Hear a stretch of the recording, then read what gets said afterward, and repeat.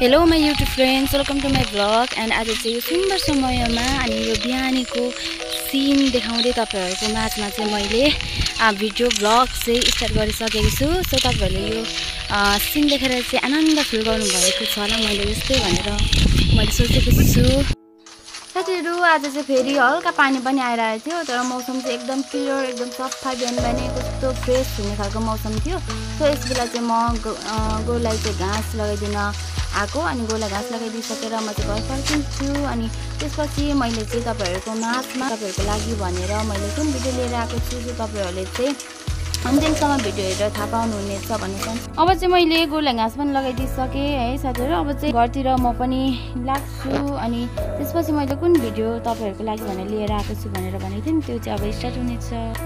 साथीहरू, यो भिडियो चाहिँ कहाँ जाँदै गरेको भनेर सोचिराख्नु भयो होला, तर यो भिडियो चाहिँ काठमाडौँ जाँदै गरेको। यस बेला चाहिँ हामी चाहिँ अनि मैले चाहिँ उहाँलाई पुऱ्याउनु जाँदै गरेको, मेरो हस्बेन्ड हो उहाँ चाहिँ, अनि उहाँलाई चाहिँ पुऱ्याउनु जाँदै गरेको। सो उहाँ चाहिँ यात्रामा हुनुहुन्छ। यस बेला चाहिँ हामी काठमाडौँ पुगिसकेको, अनि काठमाडौँ पुगेर हामी चाहिँ एयरपोर्टको लागि चाहिँ हामी निस्किसकेको होइन। यसपछि चाहिँ हामी एयरपोर्ट पुग्नेछौँ। सो अहिले चाहिँ हामी ट्याक्सीमै छौँ, हिँड्दैछौँ। सो उहाँको चाहिँ रातिको 10 बजेको फ्लाइट भएको कारणले गर्दा चाहिँ अहिले चाहिँ हामी हिँड्दैछौँ। अनि जाँदै जाँदै हाम्रो चाहिँ मैत्री नगर बस्थ्यौँ नि त, त्यही भएर त्यहाँ आन्टीहरू हुनुहुन्थ्यो, अनि त्यही भएर हामी चाहिँ त्यहाँ बसेको थियौँ अनि आन्टीकोमा। अनि त्यसपछि जाँदा जाँदै अलिक टाढै भयो एयरपोर्ट चाहिँ, अनि त्यही भएको कारणले गर्दा चाहिँ अलिक जाँदा जाँदै रात पनि पर्यो। सो हामी चाहिँ अहिले यात्रामै छौँ है, निकै पो रात परिसकेको छ यस बेला, अनि त्यसपछि निकै पछि पुग्छौँ। साथीहरू, तपाईँहरूले याद गर्नुभयो जति पनि मेरो हस्बेन्डसँग क्लिपहरू थियो नि, भिडियोहरू, त्यसमा चाहिँ उहाँले चाहिँ एकपल्ट पनि मुस्कान छोड्नु भएको छैन क्या। उहाँलाई चाहिँ कति गाह्रो भएको थियो मलाई छोडेर, उहाँको परिवारलाई छोडेर जानु आँट्दा चाहिँ मैले चाहिँ वाच गरिरहेको थिएँ क्या उहाँलाई। अनि उहाँसँगको यो भिडियोहरू हेर्दै गर्दा चाहिँ एउटा मेमोरी रह्यो भन्ने मलाई चाहिँ फिल भयो। सो मैले चाहिँ भिडियो गरेर ठिकै गरेको छु भन्ने खालको फिल भयो। सो हामी चाहिँ पुगिसकेको छौँ एयरपोर्ट।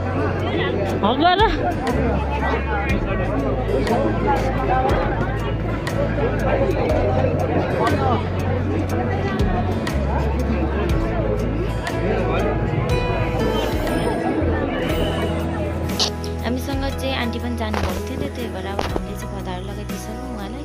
अब उहाँ चाहिँ जानुहुन्छ। साथीहरू, म चाहिँ पहिलोचोटि एयरपोर्ट गएको र मलाई चाहिँ त्यहाँको बारेमा केही पनि थाहा थिएन। अनि मलाई चाहिँ कस्तो लागिरहेको थियो भने उहाँ चाहिँ सामानहरू चोख्न जानुहुन्छ, अनि किनभने साथ आन्टीले चाहिँ भनिराख्नु भएको थियो नि त, नानी छिटो जा, सामानहरू चोख्नु ढिलो हुन्छ भन्नुभएको थियो नि। यहाँ हामी चाहिँ उहाँ गएर पर्खिनुपर्छ बुहारी भन्नुभएको थियो। अनि म चाहिँ उहाँ गएर सामानहरू चोखेर फेरि उहाँ चाहिँ फर्केर आउनुहुन्छ होला, एकछिन कुराकानी गर्न मिल्छ होला भनेर सोचिरहेको थिएँ, तर होइन रहेछ साथीहरू। म चाहिँ त्यस बेला उहाँ फर्केर आउनुहुन्छ होला भनेर चाहिँ म चाहिँ हेरिरहेको थिएँ। अनि त्यहाँदेखि आन्टीले चाहिँ अब बुहारी जानुपर्छ हामी पनि भन्नु थाल्नुभयो, अनि म त छक्क परेँ। तर मेरो हस्बेन्डलाई चाहिँ थाहा थिएछ, एकपल्ट पनि नहेरी जानुभयो क्या, त्यही भएर होला चाहिँ। साथीहरू, आज नराटी भन्नै पर्दा म चाहिँ त्यस बेला रुनु हाँस्नु भइरहेको थिएँ, र मेरो अन्तिमसम्म भिडियो हेरिदिनु भएकोमा धेरै धेरै धन्यवाद भन्न चाहन्छु।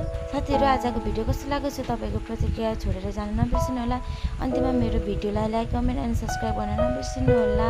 Thank you my friends watching my video. Okay, by by.